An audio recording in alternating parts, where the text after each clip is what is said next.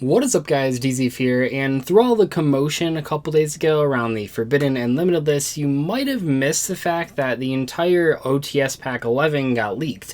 Now, this was posted a little bit because I think it was leaked a couple hours before the actual ban list, but I think for the most part, people just didn't realize it got announced. I made a couple tweets about it, and I saw some other people talking about it, but most of what people were talking about on that day was the ban list, which makes sense because that was a huge deal. In today's video, I want to go through all of the contents of the OTS Tournament Pack 11. I think this is releasing right now when this video goes up, but I'm not entirely sure because weirdly enough, we don't actually have an official product posting for this pack at the moment of recording this video. It was all leaked by Konami in the database, so it's all completely official. So first off, for the Ultimate Rares, we have Dengirsu, the Orcus of Evening Star, Skystriker Ace, Kana, and Pot of Desires. So first off, Dengirsu is one of 3 Orcus rarity upgrades in this OTS pack, and then the last OTS pack had Galatea as an Ultimate Rare. When we first saw this, the ban list wasn't quite up, and it was okay, so this definitely makes it seem like they're going to hit Rusty. Lo and behold, they hit Rusty. That's what happened, and it makes sense because they couldn't hit Mermaid. I mean, they can do whatever they want, but they really probably weren't going to hit Mermaid just because it was in the Megatins, and that was part of the product placement for the Megatins.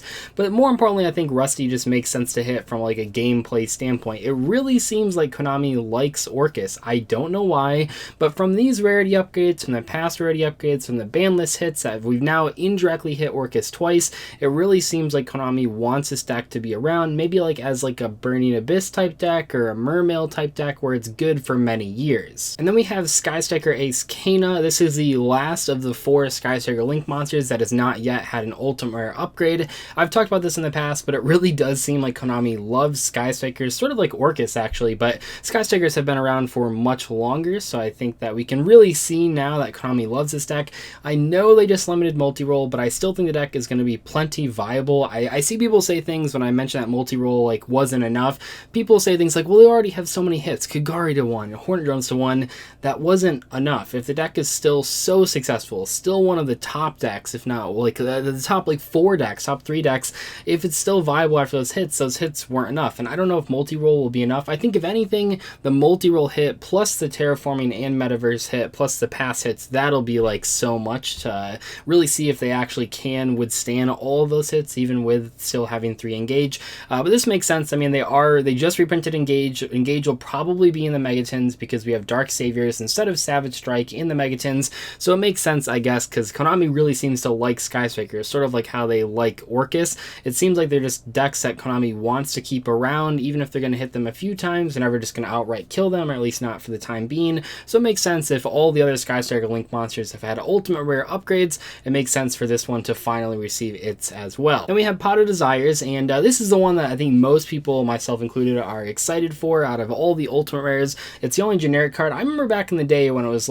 every single Astro Pack and OTS pack, it usually had one generic Ultimate Rare, it had one extra deck Ultimate Rare, and then one archetype Ultimate Rare. So it seems weird lately. It seems like we're really getting 2 archetype Ultimate Rares and then 1 generic one. And if you don't play those archetypes, this isn't a very exciting set. But Pot of Desires, I think we've been saying this thing should have been Ultimate Rare for a year now. Obviously when it first came out, you don't need to give it a rarity upgrade because the secret rare is $80 or whatever, but this is one of the best draw spells in the game. It's been played in so many decks. It is just the perfect candidate for a card that should be printed as an Ultimate Rare. It's fair, it doesn't go into every deck, and you do have to just think about it, unlike when it first came out and there's no Ash Blossom when everyone just played it. And actually, speaking of Ash Blossom, I think that actually could be an Ultimate Rare and an OTS pack in the future someday as well. But Pot of Desires, it makes a lot of sense. It's a really, really good choice for the Ultimate Rares, and I think probably my favorite inclusion in this entire set. For the Super Rares, we have Fortune Lady Light, Subterra Nemesis Archer, Altergeist Concrete, Orcus Harp Horror, Orcus Nightmare, Aloof Lupine, Salamangreat Violet Chimera,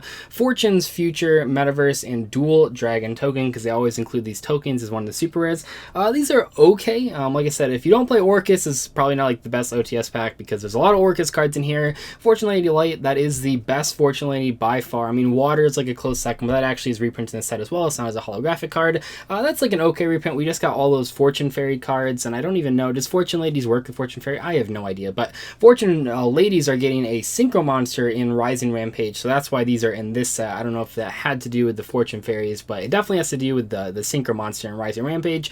And Lady Light is the best last one, so it makes sense. Archer's like a really random reprint. This card already has a holographic reprinting. It's not very expensive. I don't even think it's like a 2 of or 3 of in Subterra Guru decks. I think it's like a 1 of, right? Maybe it's a 2 of sometimes, I don't know. Altergeist Conqueror is pretty cool. You can now basically play an entirely holographic Altergeist main, side, and extra deck, which is pretty wild. The one caveat there is that if you are playing Sangan, there are no holographic versions with the new errata. So if you play with a holographic version of Sangan, like the super rare, the ultra rare, the secret rare, you'll have to have a translation for the new effect. But other than that, you technically can, at least with the builds that most people are using, with the reprints of Artifact Lancia and the Dino Wrestler, you can basically play an entirely holographic main, extra, and side deck, which is really awesome. And Conqueror is a pretty important card in Altergeist. It's a pretty important one of, and especially now that Solemn Judgment's at 3 and that deck will be playing 3 of that card, you really need to protect yourself from just getting run over in battle. And Conqueror can block 1, it can block 2, it can block infinite amounts of attack. You can just keep bouncing it with the Silk, which is really good. So that's a really cool reprint. Previously to this, it only had a Starfoil printing, which I owned, but I mean, it's the Starfoil. It's not like a real holographic card. The Orcus cards kind of talked about. Konami really likes that deck. We have a Luflupine. This sort of is, I don't know if Pure Thunder will be like the way to go, because there's still so many Crusadia cards that can make up like the Danger, Chaos, Thunder Dragon deck, and we even saw like the winner of the NAWCQ using a lot of Crusadia cards, like not just a couple of them, like a whole bunch of them. So I don't think it's that crazy to think that Pure Thunder still won't be viable, but if it's viable, this is like the #1 card you want to play in that deck, right next to Batteryman Solar, which I believe got the super rare upgrade in the last OTS pack, maybe 2 OTS packs ago. But regardless, Thunder is like another deck that Konami really seems to like, and really it seems like Konami isn't going as hard on new strategies as they used to. It used to be like, okay, if you bought this deck, it might be viable in like 3 months, but probably not in 6 months. Recently though, it seems like they're really trying to extend the longevity of like how good a deck is, or how good a deck is for how long. And then the last ones, I mean, the Salamangreat Violet Chimera, it makes sense. I mean, that is like a card that's played in Salamangreat, so now they can play like a fully max rarity extra deck. But there's still a lot of main deck Salamangreat cards that haven't seen upgrades. I mean, like Foxy is really, really important, especially now that Gazelle's at 1. But I see if they were thinking about hitting Salamangreats as hard as they did, why they probably didn't think it was necessary to increase a bunch of them in the OTS pack. Not sure where along the way they decided on the F and L list, and also where they decided on the OTS pack. If they decided on the Forbidden Limited list before this, yeah, they probably wouldn't want to include like a bunch of Salamangreat upgrades, like no Ultimate Rare, Circle, or Gazelle, certainly.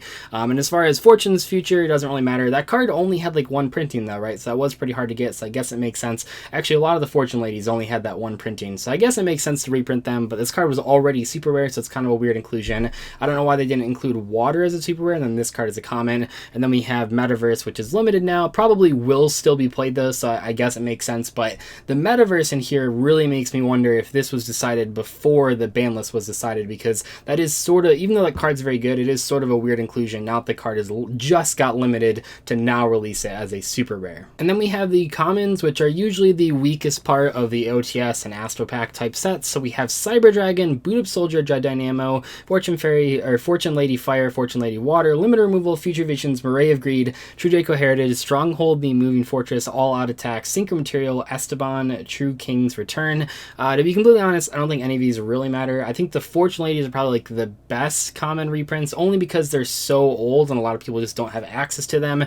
Other than that though, none of these cards really stick out to me. I don't think the True Draco cards are very expensive, and even though True Dracos are probably going to be a good deck moving forward, I don't think that this is like a super necessary reprint. Murray of Greed already has a bunch of common reprints and super reprints, so it's really weird to like include a lot of these cards. As for the gadget stuff, it's kind of random. There is more gadget support coming, and we also sort of recently got the Platinum Gadget Link Monster, so I guess that's why they're including it here, although I don't think any of this stuff is like actually played in a competitive gadget deck, so I'm not entirely sure. And then the Cyber Dragon inclusion seems really random. Like, it doesn't really go with like any of the ultimate rares or super rares for the most part, and while Cyber Dragons will probably be a viable like deck going forward, once again, just like True Dracos, this card has so many reprints. Actually, one of the most reprinted cards in all of Yu-Gi-Oh's history is Cyber Dragon, so why is it in here again? I'm not entirely sure. The commons are always really weird with these OTS packs. Overall, kind of an underwhelming OTS pack. I think if you're not playing one of the specific archetypal reprints, like if you're not playing Altergeist or Orcus,